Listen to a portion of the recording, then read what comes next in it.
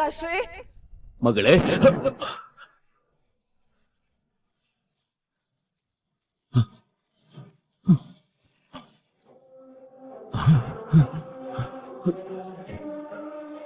ಹೆದರಬೇಡ ಆಮ್ರಪಾಲಿ, ಧೈರ್ಯವಾಗಿರಬೇಕು.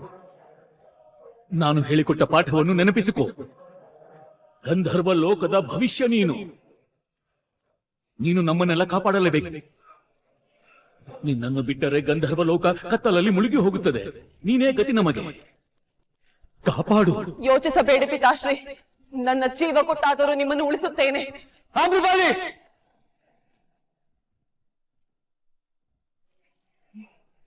ಆಪದ್ಬಾಂಧವ, ನೀನು ಇಲ್ಲಿ? ಆಮ್ರಪಾಲಿ, ನಾನು ಇಲ್ಲಿಗೆ ಹೇಗೆ ಬಂದೆ? ಆಪದ್ಬಾಂಧವ,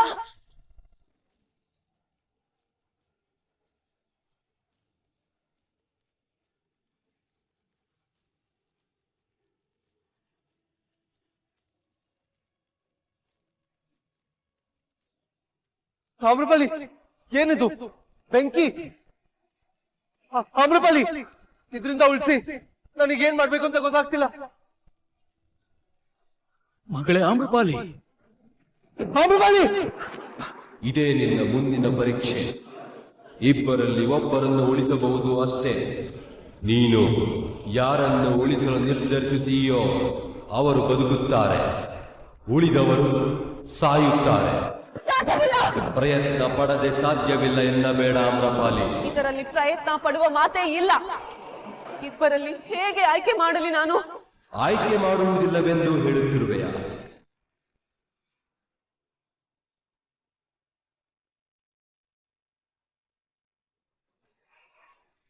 ಇಲ್ಲ, ಆಯ್ಕೆ ಮಾಡಲಾರೆ. ಪರೀಕ್ಷೆ ಸೋತಿದ್ದೀಯ ಗಂಧರ್ವ ಕನ್ಯೆ. ಸೋತರೆ ಜೀವದ ಬೆಲೆ ಕೊಡಬೇಕು ಎಂದಿದ್ದೆ.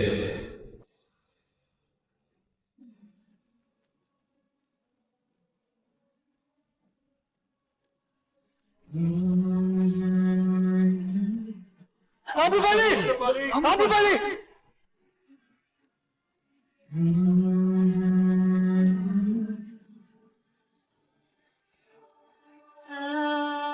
ಸೋತು ಹೋದೆ, ನಾನು ಸೋತು ಹೋದೆ.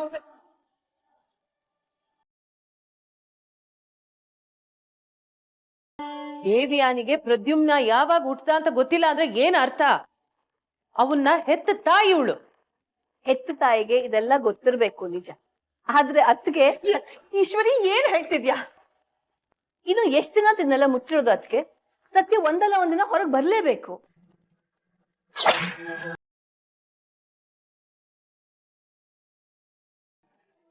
ಮಾಯ್, ಇವತ್ ಎಲ್ಲ ವಿಷಯ ನಿಮಗ್ ಹೇಳ್ಬಿಡ್ತೇನೆ. ಅದಕ್ಕೆ ನಿಮ್ ಹತ್ರ ಸುಳ್ಳು ಹೇಳಿದ್ರು. ಯಾಕೆಂದ್ರೆ ಅವ್ರಿಗೆ ಪ್ರದ್ಯುಮ್ನ ಯಾವಾಗ ಹುಟ್ಟಿದ್ದು ಅಂತಾನೆ ಗೊತ್ತಿಲ್ಲ. ಅವ್ರು ಹೇಳ್ದ ಹಾಗೆ ಪ್ರದ್ಯುಮ್ನ ಆಸ್ಪತ್ರೆಯಲ್ಲಿ ಹುಟ್ಟಲಿಲ್ಲ.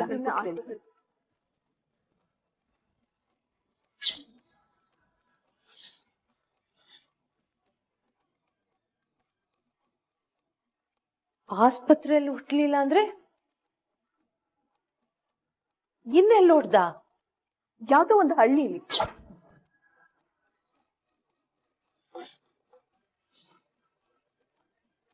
ಅದಕ್ಕೆ ಜವಾಬ್ದಾರಿ ಇರ್ಬೇಕಿದೆ. 9 ತಿಂಗಳಾಗಿದೆ, ಮನೇಲಿ ಇರ್ಬೇಕು ಅಂತ. ಆದ್ರೆ ಯಾವ್ದೊಂದು ಮದ್ವೆಗೆ ಹೊಟ್ಟಿದ್ವಲ್ಲ, ಹೋಗೋ ದಾರಿಲೇ ಹೆರಿಗೆ ನೋವು ಬಂದಿದೆ, ಮಗು ಆಗಿದೆ.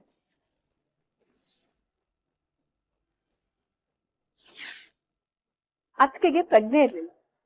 ಅಲ್ಲಿದ್ದವ್ರು ಯಾರು ಟೈಮ್ ನೋಡ್ಕೊಳ್ಳಿಲ್ಲ. ಅದಕ್ಕೆ ಅತ್ತಿಗೆಗೆ ಪ್ರದ್ಯುಮ್ನ ಯಾವಾಗ ಹುಟ್ಟಿದ್ದು ಅಂತ ಗೊತ್ತೇ ಇಲ್ಲ.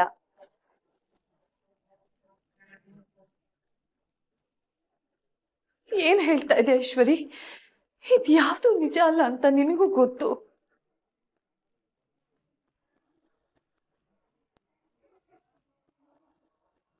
ನಾನು ಸುಮ್ಮನಿದ್ರೆ ಪ್ರದ್ಯುಮ್ನ ನನ್ನ ಮಗನೇ ಅಲ್ಲ ಅಂತ ಹೇಳಿ ನನ್ನ ಕೆಲಸ ಎಲ್ಲ ಹಾಳು ಮಾಡ್ಬಿಡ್ತೀರ. ಅದಕ್ಕೆ ನಿಮ್ಮ ಹತ್ರ ಮುಚ್ಚಡಕ್ಕೆ ಗುಟ್ಟಿಲ್ಲ ಅಂದ್ರೆ ನನ್ನ ಹತ್ರ ಹೆದರ್ಸಕ್ ಅಸ್ತ್ರ ಏನಿರುತ್ತೆ ಹೇಳಿ?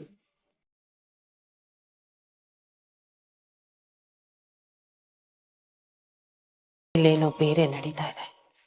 ದೇವಿಯಾನಿ ಮನಸ್ಸಲ್ಲಿ ಏನೋ ಬೇರೆ ಇದೆ. ಅದು ಈಶ್ವರಿಗೂ ಗೊತ್ತಿದೆ. ಅದನ್ನು ಮುಚ್ಚಿಡೋದಕ್ಕೆ ಈ ನಾಟಕ ಎಲ್ಲ ಮಾಡ್ತಿದ್ದಾಳೆ ಇವಳು. ನಾನು ಸುಮ್ಮನೆ ಇದ್ರೆ ಇವಳು ಬೇರೆ ಏನೋ ನಾಟಕ ಶುರು ಮಾಡ್ತಾಳೆ. ನಾನು ಸುಮ್ಮನೆ ಇರಬಾರ್ದು.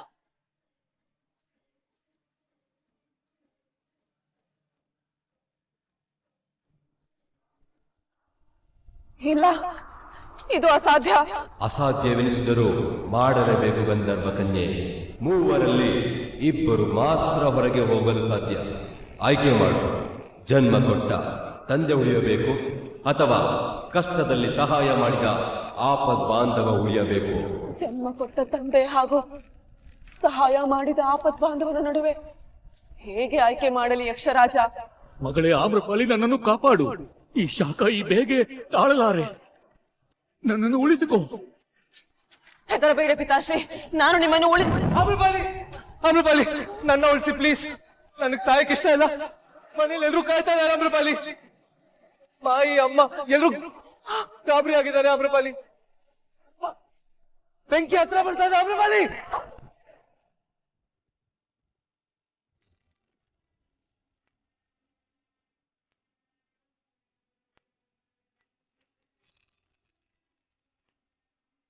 ಏನು ಮಾಡಲಿ ನಾನು? ಬೇರೆಯವರ ಜನನ ಮರಣವನ್ನು ನಿರ್ಧರಿಸಲು ನಾನು ಯಾರು? ಯಕ್ಷರಾಜ, ನನ್ನಿಂದಾಗುವುದಿಲ್ಲ. ರಾಜಕುಮಾರನನ್ನು ತಲುಪಬೇಕಾದರೆ ಪರೀಕ್ಷೆ ದಾಟಲೇಬೇಕು ಗಂಧರ್ವ ಕನ್ಯೆ. ಇಲ್ಲದಿದ್ದರೆ ನಿನ್ನ ತಲೆ 100 ಹೋಳಾಗುತ್ತದೆ. ಇಲ್ಲಿರುವ ಮೂವರಲ್ಲಿ ಇಬ್ಬರು ಮಾತ್ರ ಹೊರಗೆ ಹೋಗಲು ಸಾಧ್ಯ.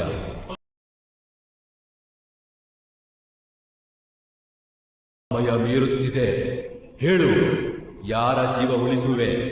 ನಿನ್ನ ಪ್ರೀತಿಯ ಪಿತಾಶ್ರೀಯದ್ದೋ ಅಥವಾ ಆಪದ್ ಬಾಂಧವನದ್ದೋ?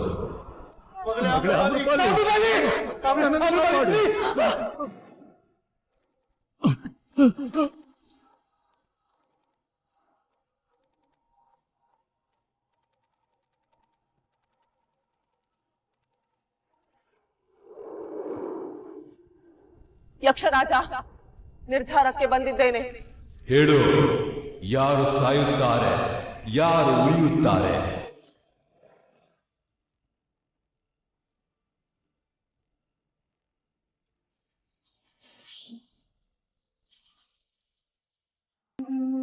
ಯೋಚನೆ ಮಾಡಿ ಪ್ರಭುಗಳೇ, ರಾಜಕುಮಾರರನ್ನು ಬಿಟ್ಟು ಬೇರೆ ಯಾವ ಶಕ್ತಿಶಾಲಿ ಗಂಧರ್ವರಿದ್ದಾರೆ, ಅದು ಭೂಲೋಕದಲ್ಲಿ?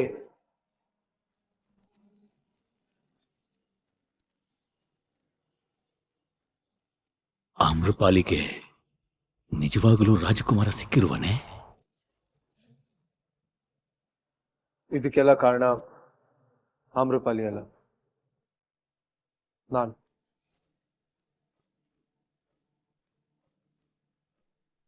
ಓ, ಅಂದ್ರೆ ನೀನೇ ನಿನ್ ಉತ್ತರಾಧಿಕಾರನ ನಿಲ್ಸ್ಕೊಂಡ್ಬಿಟ್ಯಾ? ಅವಳು ಫೋನ್ ತಗೊಂಡು ನೀನೇ ವಿಡಿಯೋ ಕಳ್ಸ್ಬಿಟ್ಯಾ? ನಂದೇ ತಪ್ಪು. ಇವತ್ತಿಲ್ಲಿ ನಿಂತ್ಕೊಂಡು ನನಗ್ ಮೋಸ ಆಗಿದೆ ಅಂತ ಅಳಲ್ಲ ನಾನು.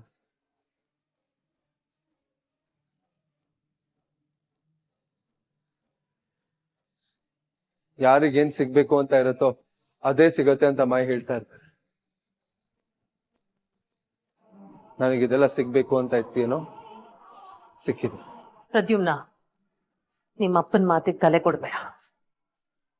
ಅವನ್ ಮನ್ಸು ತುಂಬಾ ವಿಷ ತುಂಬಿದೆ. ಅವನಿಗೆ ಒಂದು ಒಳ್ಳೆ ಮಾತು ಆಡಕ್ ಬರಲ್ಲ.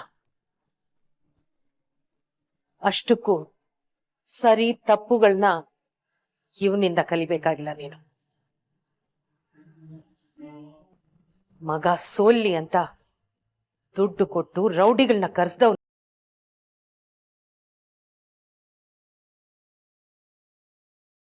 ಇವನಿಗೆ ಬೇರೆಯವರಿಗೆ ಬೆರಳು ಮಾಡಿ ತೋರಿಸೋ ಅಧಿಕಾರ ಇಲ್ಲ.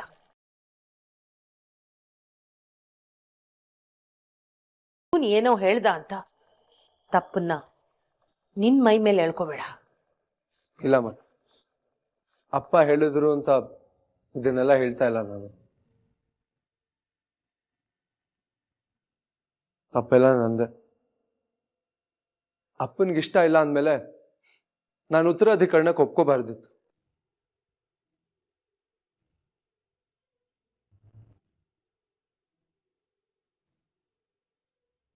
ಸಮಾಧಾನ ಅಣ್ಣ. ಮಗ ಮಾಡ್ದಿರೋ ತಪ್ಪಿಗೆ ಶಿಕ್ಷೆನ ಅನುಭವಿಸ್ತೀನಿ ಅಂತಿದ್ದಾನೆ. ಇದೇನಾ ಅಪ್ಪ ಆಗಿ ಮಾಡಿರೋ ಕೆಲಸ ನೀನು? ಅಪ್ಪ ಮಕ್ಕಳಿಗೆ ನೀನ್ ನನ್ಗೆ ಉಪದೇಶ ಕೊಡಕ್ ಬರ್ಬೇಡ. ನಿನ್ನಿಂದ ಏನು ಕಲಿಬೇಕಾಗಿಲ್ಲ ನಾನು.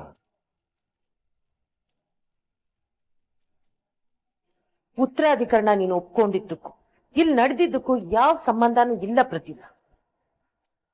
ಉತ್ತರಾಧಿಕರಣ ನಡಿದೆ ಹೋಗಿದ್ರು ಪೃಥ್ವಿ ಅವರ ಅಪ್ಪ ಅಮ್ಮ ಬಂದಿರೋರು. ನಮ್ ದುರಾದೃಷ್ಟ ಪ್ರಶ್ನವರೆಲ್ಲ ಬಂದಿದ್ರು. ಇವಳು ತಾನೇ ಅವತ್ತು ವಿಡಿಯೋ ಕಳಿಸಿದ್ದು. ತಪ್ಪಲ್ವಾ ಅದು? ಈಗ ನೋಡಿ ಹೆಂಗ್ ನಿಂತಿಯಾಳೆ, ಏನು ತಪ್ಪೇ ಮಾಡಿಲ್ಲ ಅನ್ನೋ ಹಾಗೆ ನಿಂತಿದ್ದಾಳೆ.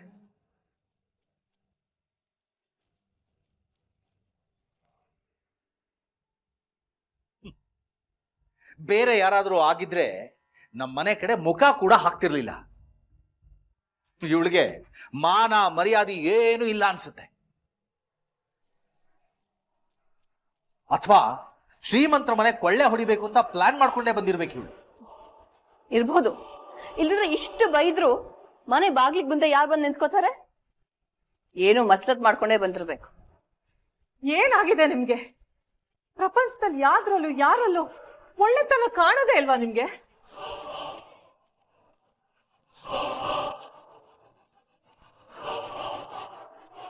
ಈ ಮನೆ ಕೊಳ್ಳೆ ಹೊಡಿಯಕ್ ಬಂದಿದ್ರೆ ನಾನ್ ತಪ್ಪು ಒಪ್ಕೊಂಡು ಪುಟ್ಟ ಬಟ್ಟೆಲೆ ಮನೆ ಬಿಟ್ಟು ಹೋಗ್ತಿದ್ಲಾ ಹೇಳಿ?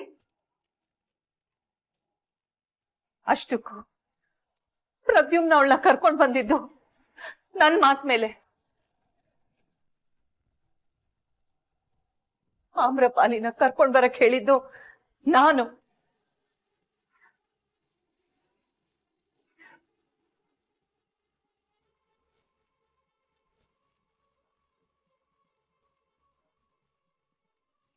ಮಾಯ್, ಒಂದ್ ಸ್ವಲ್ಪ ಯೋಚನೆ ಮಾಡಿ. ಇವಳ ಜಾಗದಲ್ಲಿ ನಮ್ಮನೆ ಹೆಣ್ಮಕ್ಳಿದ್ದಿದ್ರೆ ರಾತ್ರಿ ಹೀಗ್ ಕಳಿಸ್ತಿದ್ರ? ಪಾಪ, ಗೊತ್ತಿಲ್ದಲೇ ಇರೋ ಊರು ಎಷ್ಟು ನೋವು ಅನ್ಭವಿಸಿದ್ಲೋ ಏನೋ. ನೆನ್ಸ್ಕೊಂಡ್ರೆ ಸಂಕಟ ಆಗುತ್ತೆ. ಮನೇಲೆಲ್ಲ ಹೆಂಗಸ್ರೇ ಇದ್ದೀವಿ, ಒಂದ್ಸಲಿನಾದ್ರೂ ಅವಳ ಬಗ್ಗೆ ಯೋಚನೆ ಮಾಡಿದ್ರ? ಮನೇಲಿ ಅಪ್ಪ ಗಂಡ ಮಕ್ಳಿದ್ದೆ ಹೊರಗಡೆ ಹೆಣ್ಮಕ್ಳಿಗೆ ಎಷ್ಟು ಕಷ್ಟ ಬರುತ್ತೆ. ಆದ್ರೆ ಆಮ್ರಪಾಲಿ ಒಬ್ಳೇ ಇದ್ದಾಳೆ. ಎಷ್ಟು ಅಂತ ಕಷ್ಟ ಪಡ್ಬೇಕು ಇವಳು. ನಿಮ್ಮೆಲ್ರಿಗೂ ಗೊತ್ತು ಇವಳು ತಪ್ಪು ಮಾಡಿಲ್ಲ ಅಂತ. ಆದ್ರೆ ಗೂಬೆ ಕೂರ್ಸಕ್ಕೆ ಯಾರಾದ್ರೂ ಬೇಕಿತ್ತು. ಆಮ್ರಪಾಲಿ ಮೇಲೆ ಕೂರ್ಸಿದ್ರು.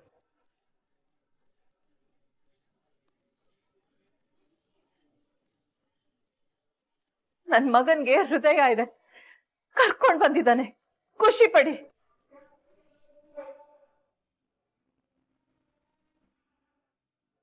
ಮಾಯ್, ಒಂದೇ ಒಂದ್ಸಲ ಯೋಚನೆ ಮಾಡಿ ಮಾಯ್. ಆಮ್ರಪಾಲಿ ಛಾಯಾ ಅಕ್ಕ ಪೂಲಲ್ಲಿ ಬಿದ್ದಾಗ ಅವಳನ್ನ ಉಳಿಸಿದ್ದು, ಪುಟ್ಟಾಣಿ ಕಿಡ್ನಾಪ್ ಆದಾಗ ಅವಳನ್ನ ವಾಪಸ್ ಕರ್ಕೊಂಡ್ ಬಂದಿದ್ದು.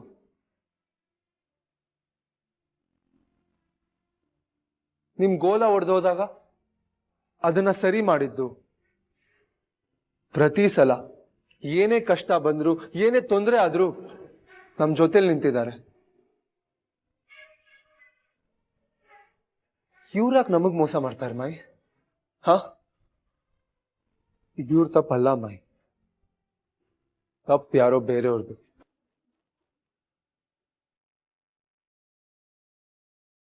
ಇವ್ರಿಗೆ ಶಿಕ್ಷೆ ಕೊಡಬೇಡಿ ಪ್ಲೀಸ್. ನಾನು ಜಾಸ್ತಿ ಏನೂ ಕೇಳ್ತಾ ಇಲ್ಲ.